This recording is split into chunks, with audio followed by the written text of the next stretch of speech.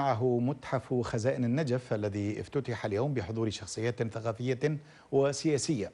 ورغم الترحيب بافتتاح المتحف إلا أن مراقبين انتقدوا غياب التعريف بأغلب الصور التاريخية المعروضة. راجي نصير كان هناك.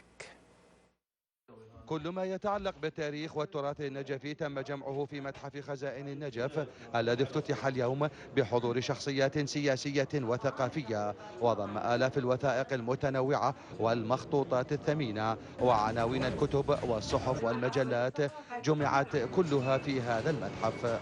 مالية مشروع عاصمة الثقافة الإسلامية للنجف الأشرف عام 2012 جزء من عدها يسمى بالفعاليات الثقافية للتأليف والتوثيق والنشر فقط. هذا ما تشاهدونه على الأرض. الآن وصلنا إلى الشيء النهائي حتى ينتقل إلى القصر الثقافي وإلى مجاله الخاص إن شاء الله.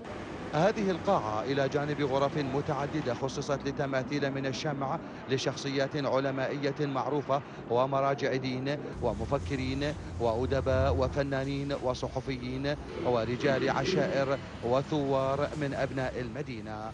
أما هذه القاعة فقد خصصت لوثائق الإرشيف العثماني والبريطاني والقاجاري الإيراني، تضمنت عشرات الآلاف منها تتحدث جميعها عن النجف وتاريخها وأحداثها.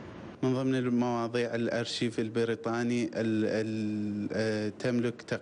نملك أكثر من 25 ألف وثيقة، الوثائق العثمانية أكثر من 12 ألف وثيقة، الوثائق القاجارية والفارسية أكثر من 6000 وثيقة.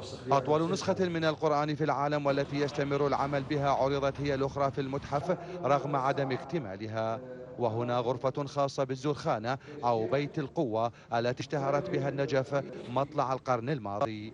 هو أطول نسخة في العالم بقياس 12,000 متر أو أكثر، فحاليا الآن وصلنا إلى ما يقارب 4600 متر، ما يقارب أواخر الجزء التاسع للقرآن الكريم. تستخدم في هذه الرياضة مجموعة من الأدوات تسمى الأميال أو قوس القوة، أو كذلك تستخدم بعض أنواع الخشب، منصات الخشب التي تساعد على تمرين الإشناو. نواب حضروا الافتتاح طالبوا الحكومة ومجلس النواب بدعم هذا المشروع وفتح أبوابه أمام الباحثين وطلبة الدراسات. المسؤولية الآن تقع في عاتق المسؤولين في مختلف أجهزة الدولة، سواء في مجلس النواب وفي الحكومة، وللحفاظ على هذا التراث القيم وتهيئة كل السبل والوسائل للاستفادة منه وجعله بين أيدي الباحثين وبأيدي عامة العراقيين للاطلاع عليه. غير أن أغلب الصور التاريخية المعروضة والتي تمثل وثائق مهمة خلت من التعريفات أسفلها ليتسنى لرواد المعرض التفاعل معها برأي مراقبين.